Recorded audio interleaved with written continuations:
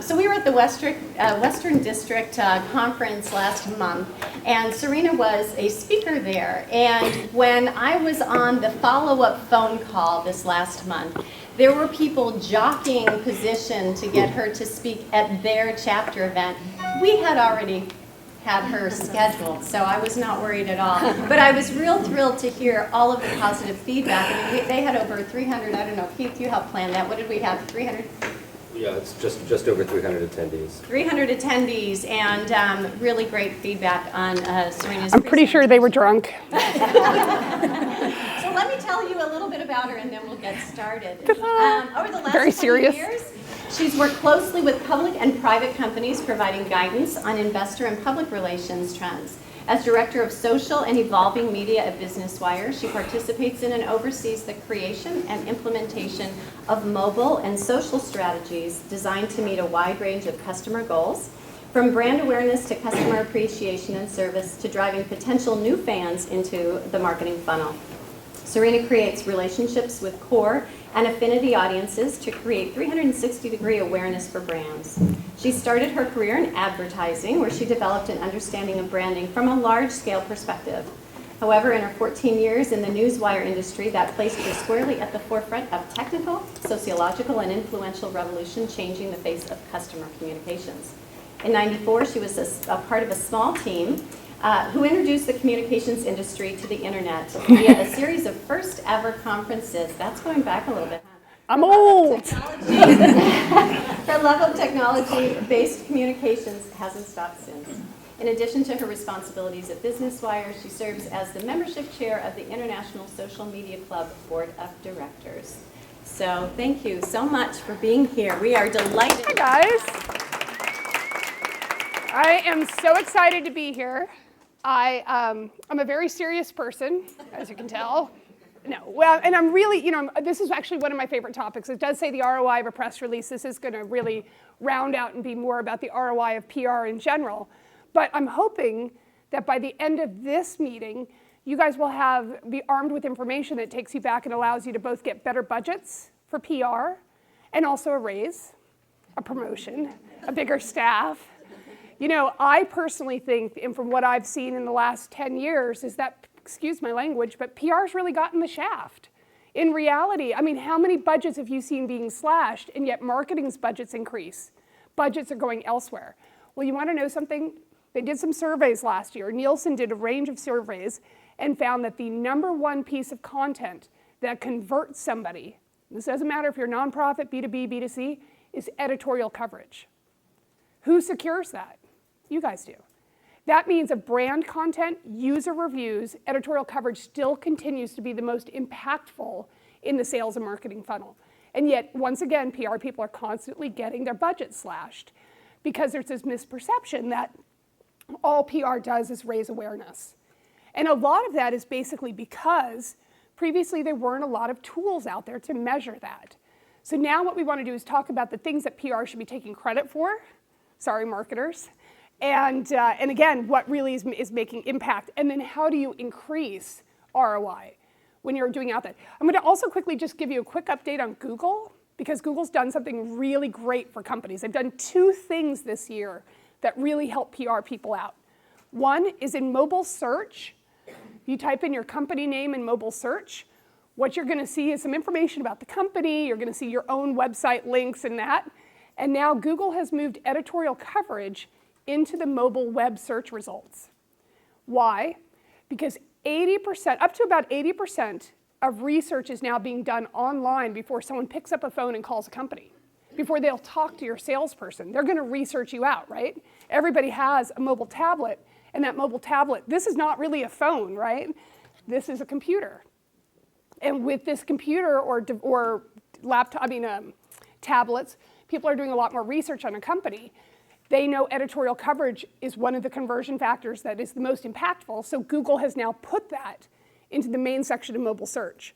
That's designed to help people interested in your company convert into moving into your marketing funnel. The other thing that Google has done, they did it last year in September, but it really got a lot of coverage a couple of months ago, is Google has now put press releases into the news section of Google search.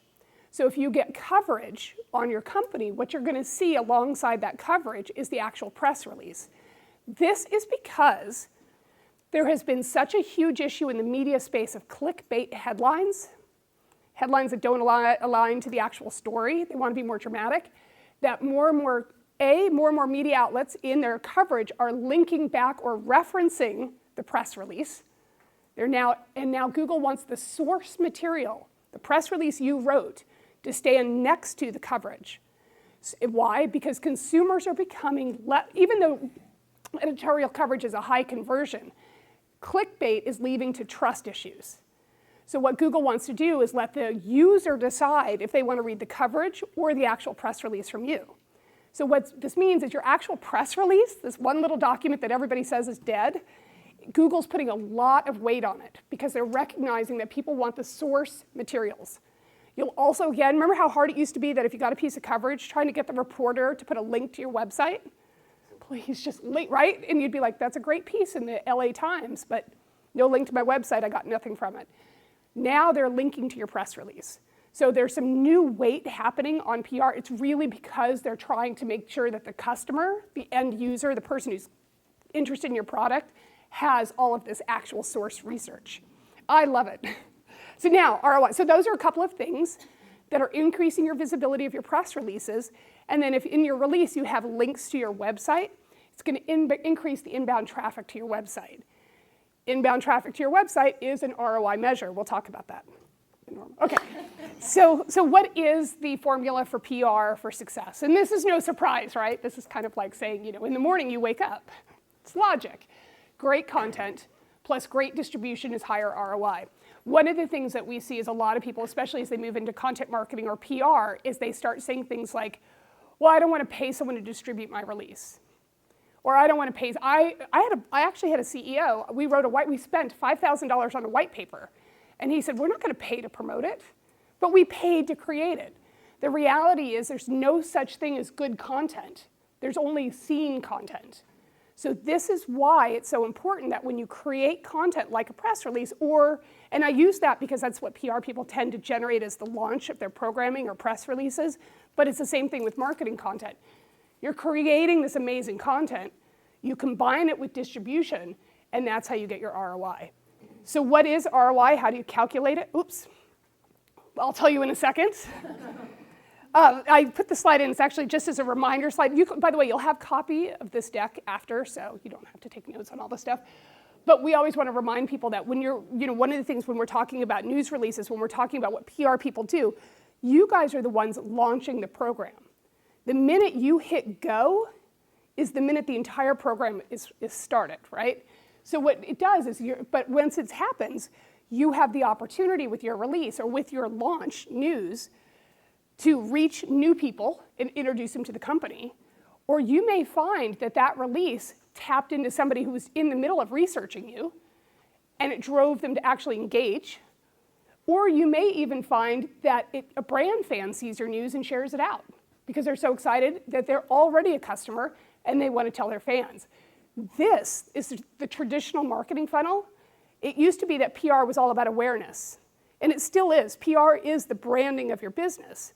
But what we're going to show is how you can actually showcase and tell management the rest of what you're doing. So, well, all right, my slide, I'm missing a slide. I think it's going to come up in a second. Anyway, as we said, I just talked about that.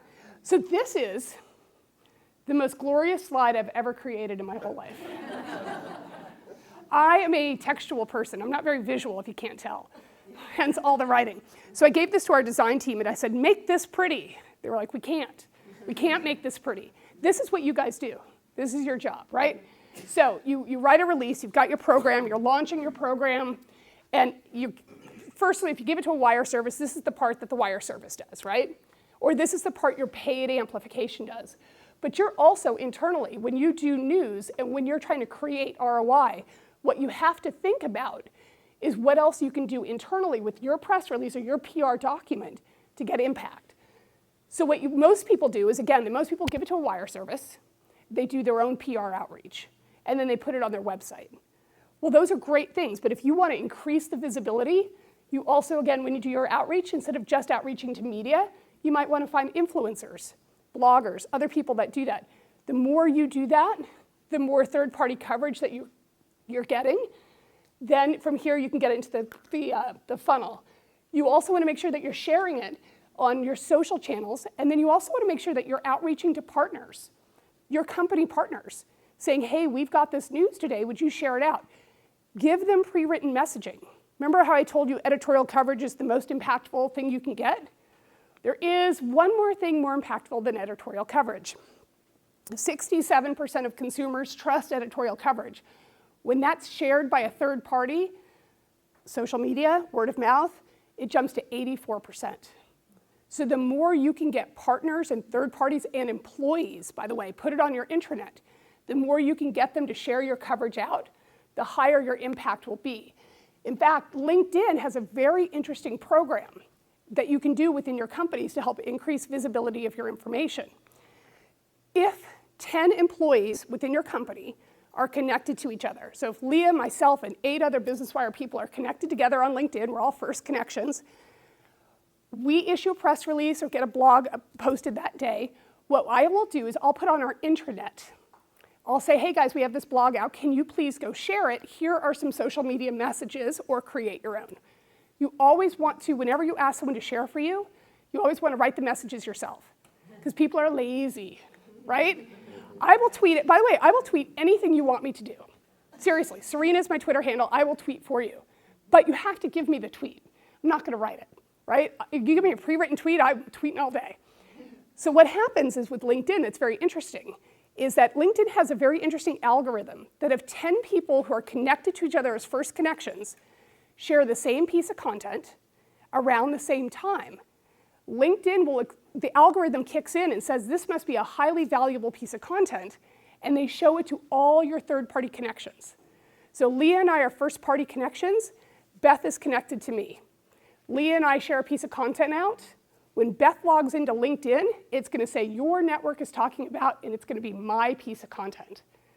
So when you're thinking about activation and creating ROI, don't forget that every single social network has come out and said the number one thing that travels on our network is news, is facts and stats. News is the number one thing every network is people, even Pinterest.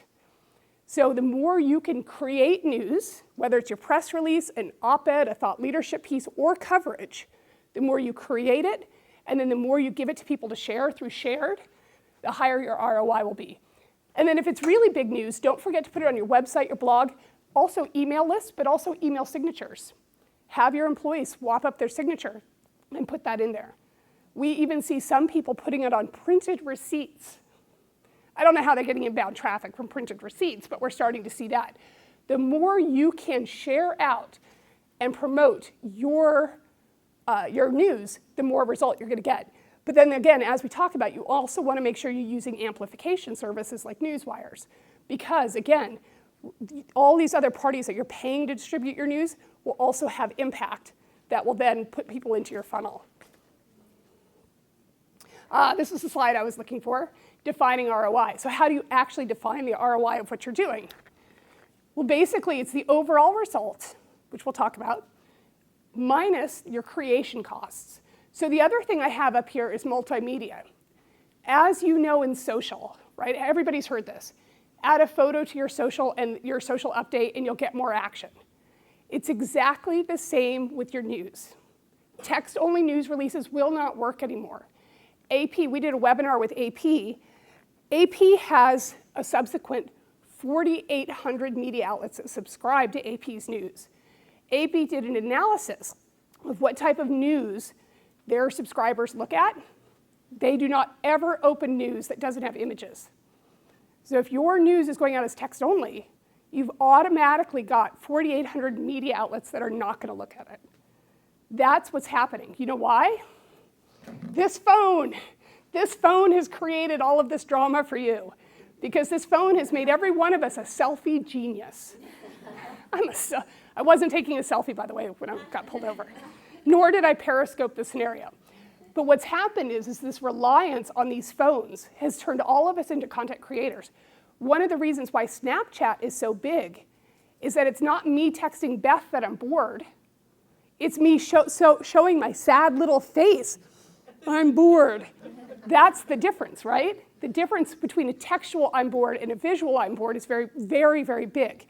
So what you have to start thinking, and I'm telling you within probably the next 5 years, press releases are going to be almost completely image-oriented. 63% of the world are visual learners. I'm not, as you can tell. I love words. Words and I go way back. But 63% of the world are visual. So if you're writing PR content and you're still thinking text only, you're not actually activating people. So the more you can think in assets, one of my favorite examples is the how to boil water. Google search how to boil water. It's my favorite thing because you'll get text, someone wrote out, you'll get photos, an actual photo series of what it looks like to boil water, and a video. And when you're creating news, if you want to increase your ROI, think like that. Create the same piece of news in 3 formats, and you'll hit your entire audience. The textual version, I will read and love. The video version, I don't watch videos. But my sister will read and love. She loves videos. And then the photo version. So if you're looking to, when you're talking about your costs, you want to think about all the costs that are associated with it. And then don't forget, and by the way, this also, here, don't forget your team member costs. Take your salary, figure out what your hourly rate is, and how long did it take you to create the content, and put that in there. And then obviously your distribution content. Whether you're using a wire service, whether you're paying influencers, or you're promoting it on Outbrain or deliver it after it crosses the wire. And then here your ROI is. Now, one thing we're going to talk about is that most of the monitoring tools in this do not include offline conversations. So when we talk about monitoring for PR, that's a little different than marketing, especially with online, is that what you want to say is you always want to say that this is a snapshot. That we did a lot more than this, but this is what we can calculate. So where do you start when you're establishing ROI? First, you figure out your goals. So again, PR people. Previously, it was all about awareness. We're letting people know that our company exists. We're making sure that our target audience knows we have new products so that when the salespeople call them, they're aware. So it was really very heavily at the top of the funnel with awareness. But marketers, smartly so, have always aligned their metrics with business goals. PR people should do that too. What is the business goal of the company? Almost every single company out there, the goal is sales, right? I mean, or it's an idea, the selling of a product or the selling of a thought. So once you know your goal, you establish, work along with the KPIs of your business.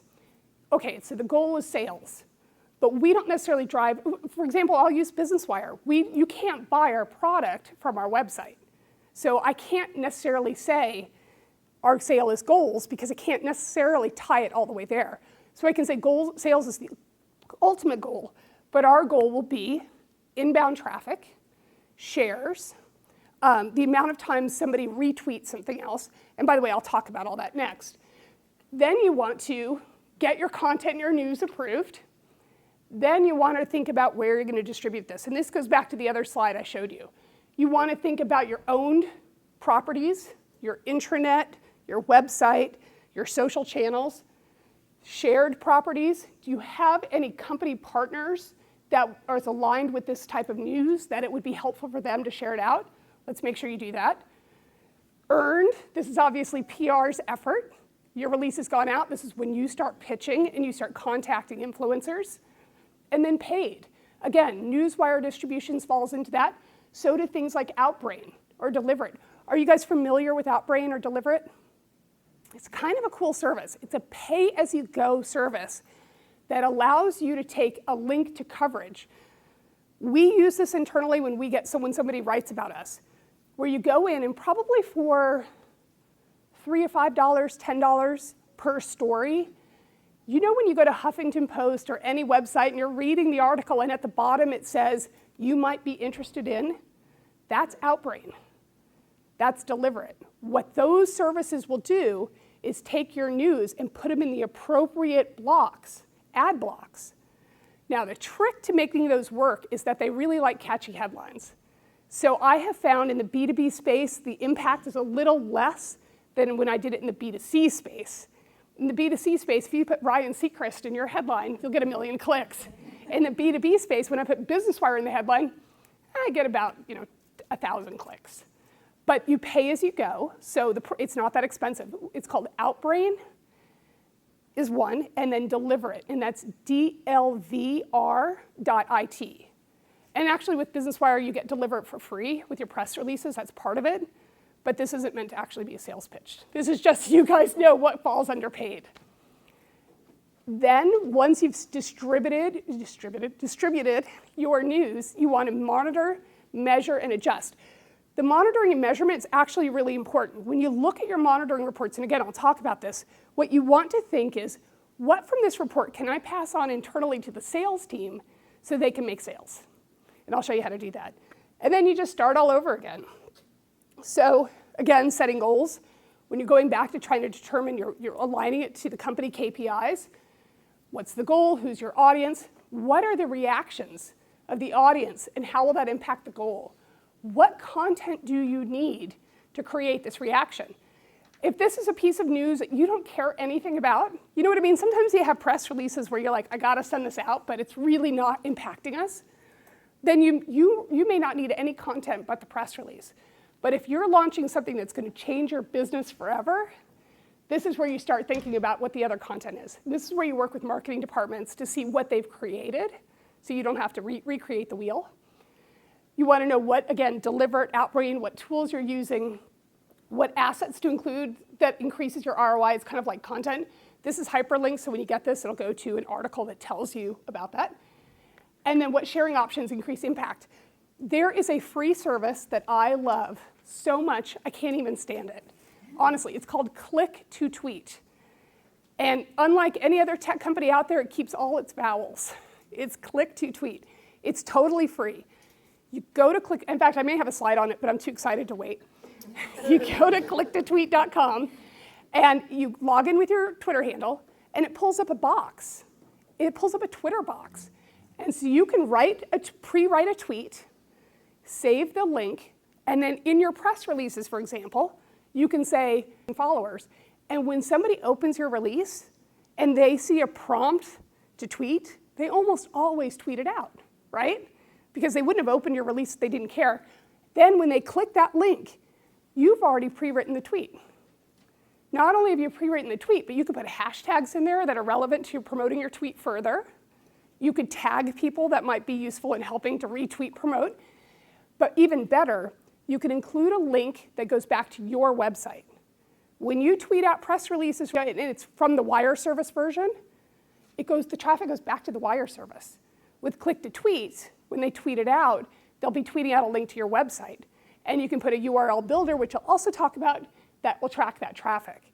So there's a lot of ways that you can create and jumpstart promotion because of with the little tools like this. And I'm pretty sure I have slides on it, but again, I get super excited. All right, here we go. How to amplify content. So the first thing you want to do, and I've talked about a lot of this, so I'm not going to keep reiterating, but you'll already have this in writing for you.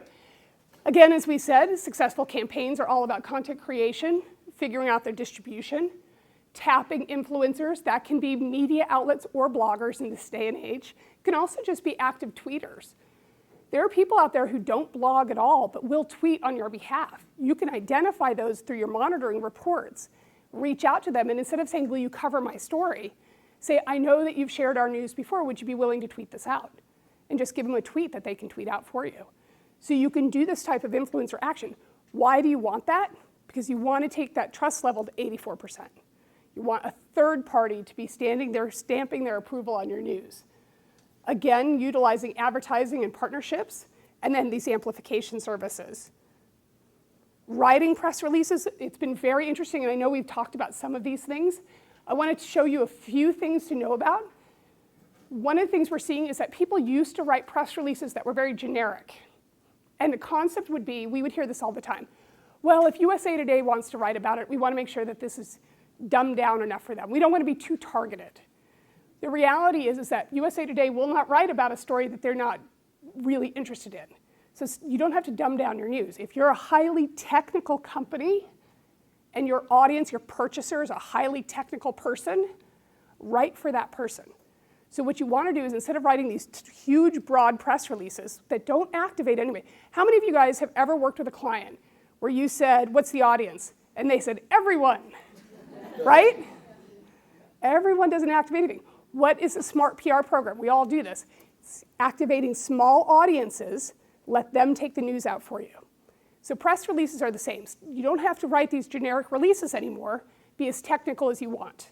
Write for your target audience. Then you also want to make sure that you're adding, as we talked about a lot, multimedia. You want to make sure that you're using bullets. Bullets make things really easy and readable. In press releases, if you're sharing statistics of any kind, stats of any kind, 68% of a person does this, use that click to tweet I was telling you about at the end of each stat. Put a little thing that says tweet this, a hyperlink that says tweet this with a click to tweet. Because Twitter people love to share stats. They love it. Social networks are aspirational networks. If you look at my Twitter account, I'm much smarter on paper than I am in real life. Actually, the other day, this actually truly happened. About a year ago, somebody said to me, I didn't know you were funny on Twitter because I'm so mean on Twitter. I'm so serious and like, this is how it is. And they didn't even know, I'm really funny. I couldn't even believe it. But what happens in the morning, when people wake up in the morning, especially, is they look at their phone and they want to get as much data as possible. And they want to establish their smart reputation as possible. So when you put in the ability for somebody to share out a statistic, oh, they love that. People love it. And stats retweet very, very well on Twitter. So when you're trying to increase ROI of a press release, that's where click to tweet can really come in and be your friend. Put in an awesome sentence. And then right after that, tweet this with a pre-written link that it has that awesome sentence in it, and people will tweet it out for you. Click-to-tweets, by the way, work for blogs, op-eds, third-party cover, anything. It's not just press releases.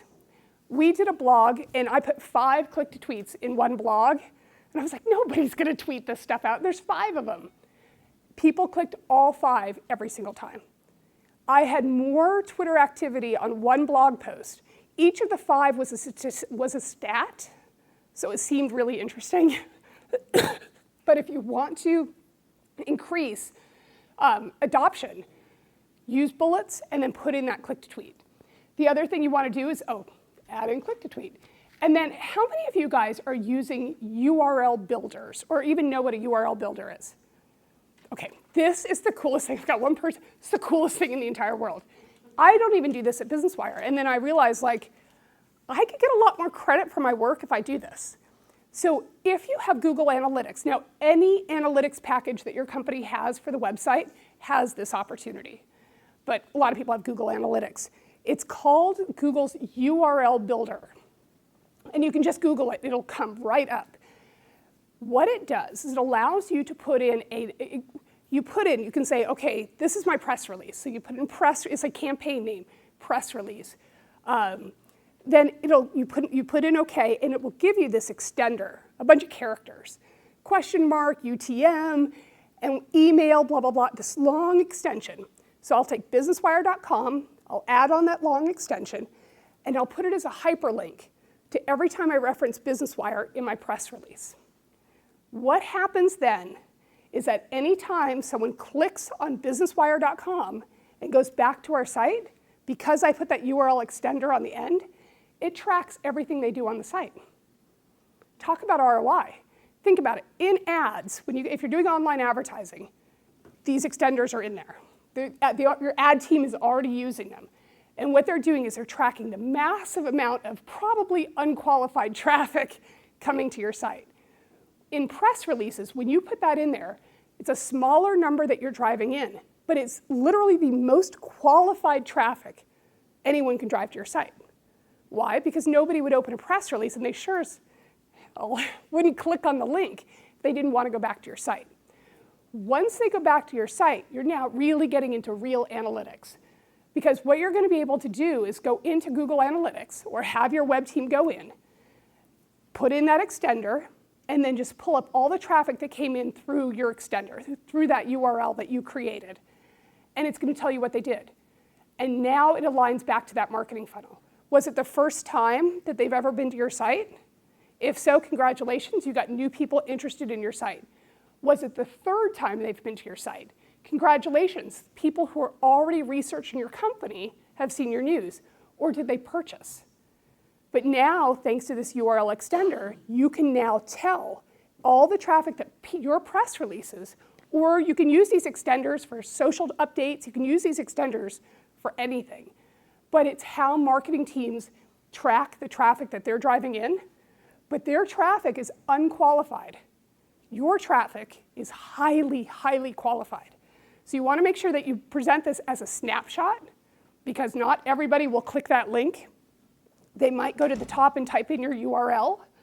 But what it does is it actually, for the first time, allows you to qualify the traffic that you're bringing into the site.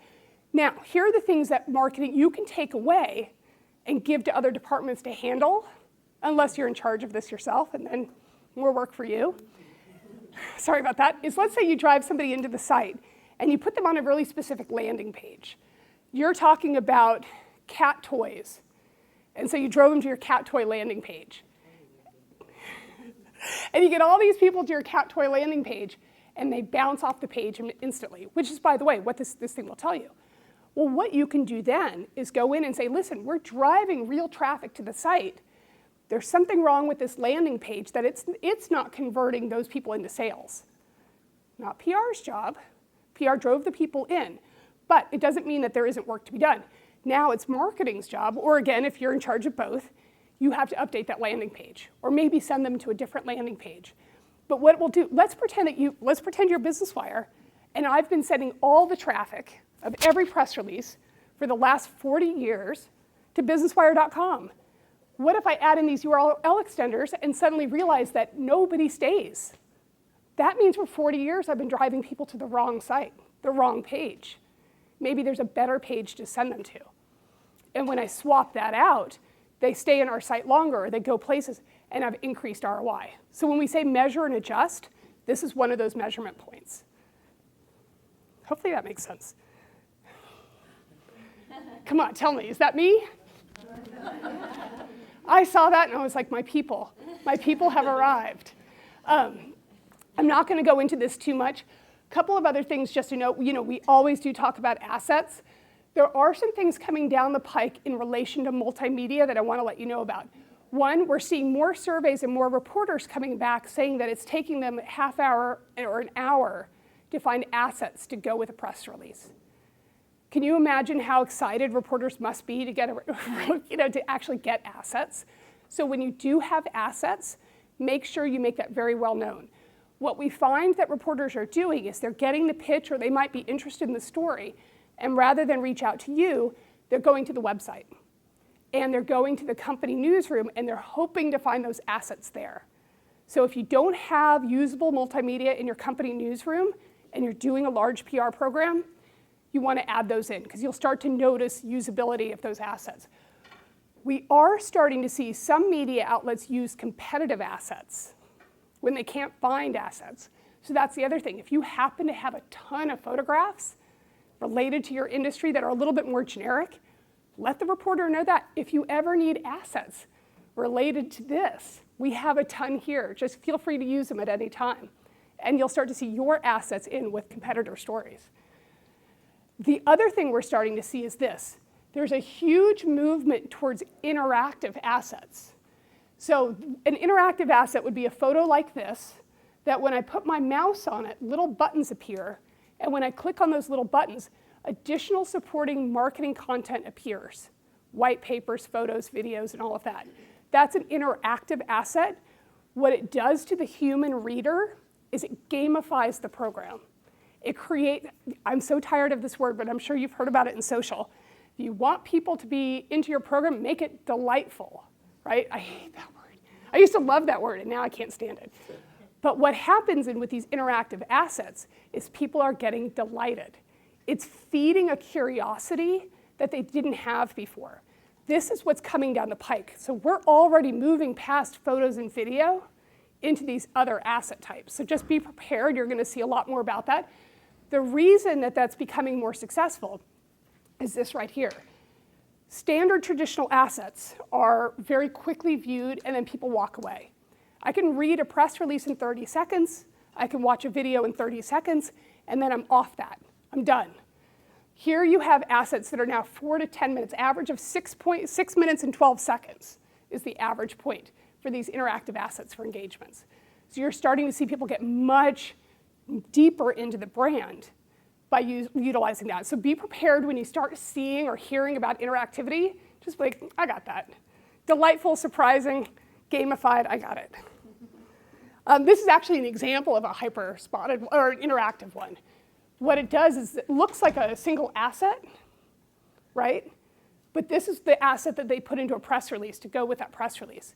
So when they pitched the Wall Street Journal or a publication, this has like an embed link, like a YouTube link, and this becomes the asset that goes along with the story. But what it is actually a microsite.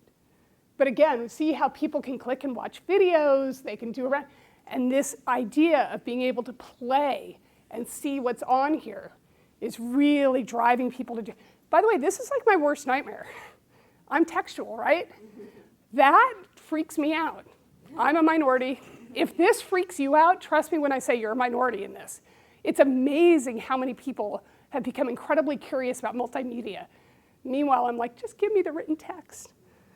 You're going to cut that part out, right? In case my boss hears this. Leah, if you tell anybody. Okay, so I know I said some of these stats earlier, but I really want to remind you. So here's the thing.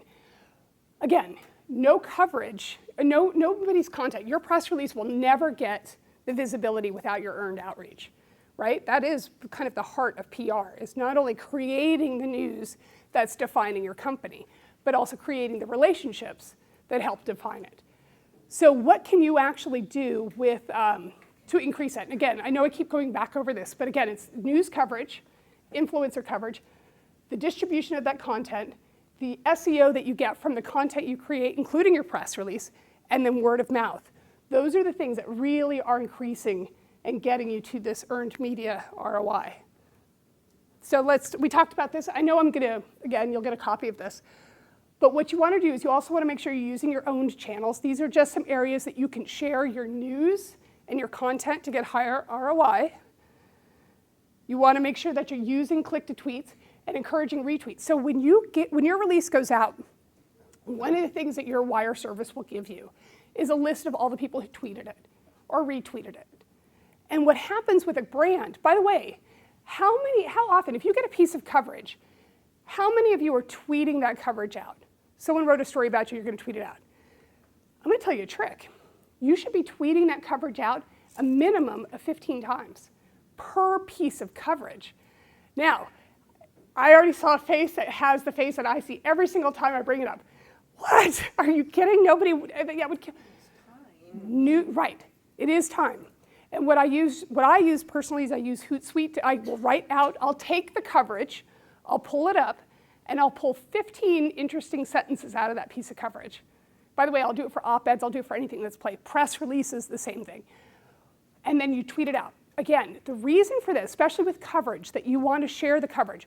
So there's a new relationship with media happening. Media outlets are judged, a reporter is judged on the number of views his or her story received. So if he's writing about your company and the views to that story are very low, he's not going to write about you again. He cannot write about you again because you didn't bring story views. When a media outlet's story doesn't get views, what's the perception? No one cared. Our audience didn't care. So when you get a piece of coverage, the number one thing you have to do is drive traffic to that coverage. Because at the end of the month, when he sits down, if your story is one of the ones with the most views, that means to the reporter, this is the most relevant story to our readers, we want to write about that again. It is the difference between secondary coverage and no secondary coverage, and companies are completely in control of this. The media outlet's going to share it out, the reporter's going to share it out, his readers will share it out. But you should be tweeting it out a minimum of 15 times, post it on your social channels, consider putting it into Reddit. If you're not familiar with that, don't play around. Ask your PRSA people how to use Reddit. And you want to encourage retweets. So this is why when you get your monitoring reports back from your press releases, and you look at who tweeted your news out, you should thank them. You should just say thanks. Hey, thanks for the tweet.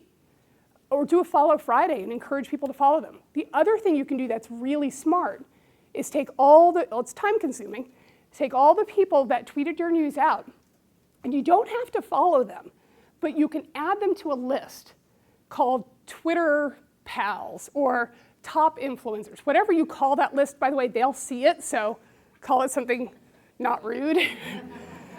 I learned this the hard way. I have a Twitter list of tall people. So what you want to do, that way you can go in and retweet things that they tweet out and start building that relationship with those people. But the reason we want to thank those tweeters for tweeting it out is because they're helping you hit this metric. And also, who doesn't freak out, honestly, when a company retweets them or says thank you, right? I still freak out. Like, oh my God, TweetReach said hello, you know? And that's what they'll have that feeling from you when you thank them. But one of the reasons why you want to build all that and why you want to share your coverage is that media need. And you can ask any reporter. In fact, I guarantee, start pitching your story out, and you're going to start getting reporters saying, I'll post it, and then I need you to share it out. I just got a piece of coverage for the Huffington Post, and the woman wrote me back and said, when it's posted, she said, actually, please go like my Facebook page. I'm a freelancer, so go like my Facebook page. Can you share this out? And then da-da-da. So she actually gave me instructions before she would write the coverage on all about sharing. Okay, so now finally how to measure the impact. So there are a lot of different ways to measure impact of a press release. This is just an example of a monitoring report that we offer. So obviously coverage is the first and oldest metric. When you look at coverage, you want to look at the publication. And now you want to look at the reach of that publication. So there's a free service called TweetReach that every time you get coverage or an article placed, take that URL, put it into TweetReach, and it will tell you how far that coverage traveled on Twitter. It will give you the people who tweeted it out. It will give you impression numbers if you still use impressions. But it's a really great service. The reason I say that is because your company might have a target publication like the Wall Street Journal. I got to get in the Wall Street Journal. It's got to be in the Wall Street Journal. And you get a piece of coverage in the Wall Street Journal, and you get a piece of coverage in the Aviation Today, and you may go into TweetReach and find out nobody shared the Wall Street Journal piece. Everybody shared the Aviation Today piece. And the people that shared this piece came into our site and did a lot more than the people who shared this piece. So this might become your new publication target. You may have never considered Aviation Today as the hipster publication for your industry, and suddenly you proved it. So you want to look at your pickup and coverage, who wrote about you, and how viral that piece went. The length of the article, which assets of yours that they used. If it's in print, obviously you want to look at where on the page it was covered, and then message adoption. One of the nice things that you can measure today is key phrases within your publication. Because so many reporters copy and paste from press releases, you should take credit for that. Because what you're seeing there is message adoption. The more a publication copies and uses your words, that's adoption. That's your messaging being furthered. So that's something you definitely, people don't take credit for that, but you should definitely be looking and taking credit. You also want to set your baselines. So the other thing PR people don't take credit for is inbound traffic the day the press release goes out. So how do you do that? You need to set a baseline. You can go in and say, every single day, we get an average of 1,000 people to our website. The day we issued a press release, we got 1,200. So we're responsible for that 20% increase. That's, how many PR people take credit for that? But that is what you did. Your news, you launched the program, even if it's a joint program with marketing, you launched that program, this is what you get credit for. Again, the influencer discussions, you can set your baseline. You can say we get an average of 50 discussions about our product on Twitter a day, but the day of the press release went out, we got 600 discussions. Take credit for that increase. Article count, the number of shares that your articles get, followers, your inbound traffic, and your actions. So followers, you may have 1,000 people following you on Twitter with an average growth of 5 a day, and the day you issue your press release, you get 20 new followers. You take credit for that. So all the social platforms, by the way, sorry to jump back into this, a great tip is if you have a marketing channel internally that really converts well for you, like a newsletter, Twitter account here, follow us here. Make that a standalone call out in your press releases, and you'll see more inbound traffic and more subscribers to that through that link. And what you're doing is you're not sharing all your social channels, just the ones that you know have the highest conversion rate. And then you're moving them out of the PR awareness into that marketing funnel. Visibility, again, you want to know who shared it, where it was shared, and then you want to know which content worked best. Was it that you did a press release, or was it the photo that your press release? Is it your squirrel picture, or is it a statement that you said? Which one is working the worst? And then which audience were activated? Most of us do PR, for example, for Business Wire. We have a variety of audiences because we have seasoned PR professionals and we have new PR professionals. So which of these audiences that I've acknowledged was activated the highest? Don't forget to discuss geo impact. This is something that's very new for PR, but really important. Your monitoring and measuring reports that you get from your newswire company, or if you have a subscription to a database, should tell you, I know ours do, what part of the country was activated the highest during your news. So let's say, we'll go with Texas. So you do a press release, you come back and you're like, holy smokes. Everybody on Twitter, Facebook, the social channels in Texas are all talking about our product. Here's two things you can do with that. One, call your sales team and say, it takes 20 touches to make a sale and these touches are happening in Texas. Let's go and make sure everybody's making sales calls into Texas. Now is the time. Two, you can say, we already know we have a lot of conversation happening in Texas. Let's do some paid social advertising in Texas. Let's do some LinkedIn advertising just for Texas, Facebook just for Texas. Let's get into this discussion cycle and use it to our benefit. The third thing you can do is call morning radio and morning TV and say, hey, we would like to come in and talk about whatever our news is because we already know that people in your market are talking about it. All they have to do is go online. They're going to see the chatter is there, and that might help you get better coverage. So utilizing geo impact is going to be something that you can now take back. What did you do? You took something to your sales team, you took something to your marketing and advertising team, and you created a new project for yourself, all by just knowing where people were talking about you. And then, as I said earlier, this is what the URL builder page looks like. You want to make sure you're using this. Use this for press releases, use this for the version of your press release that's on your website, use this for what you're giving reporters, use this for, and you can create different links for anything. The links are free. This is totally free to do. But what it's going to do is it's going to help you understand where your traffic is coming in, what's happening, and then whether your landing pages are working or not. And I'm almost done, I promise. And then increase your own marketing pipelines. I did talk a little bit about this. In your blog post, in your coverage, in your, as many things as you can control, identify the top marketing channel and drive people to that channel. Don't worry about driving them to every single social channel that you have. People will find you. I don't need to know a press release to know that you're on Facebook. I'll go to Facebook and search for you. But if you have Analog Devices in Boston, has 5 calls to action in every press release to join marketing channels. 5. And because what they want to do is they use the press release to generate that activity because they know once somebody's in that channel, they'll convert really fast. And then again, your social shares. The other thing I want to remind you is consider using a hashtag. For Business Wire, we use BW Chat for everything. That way you can track it. And then the other thing you want to do when you're looking at social is monitor your message adoption in social. If people are changing your message as it goes in social, it may be that your message doesn't resonate. You might be using too many technical terms. It might not be the wording your audience uses, and you can adjust from there. And that's it. I'm almost out of time. Thank you. You're welcome. You're welcome. Appreciate it. I love stuff like this. Yeah, and you guys will send a copy of this. You know, you definitely have it. And the last thing I'll say is, remember I was telling you about sharing editorial coverage, tweeting out your coverage? I'm gonna tell you a quick story. No one writes about Business Wire. You guys surprised? No matter how we pitch, because we're a pipe. So last year I did 75 op-eds for Business Wire, and we placed them. And what I did is every time we placed an op-ed, a thought leadership op-ed, we would take control of the share, of making sure it was shared out. So there's a publication in our industry called ComProBiz.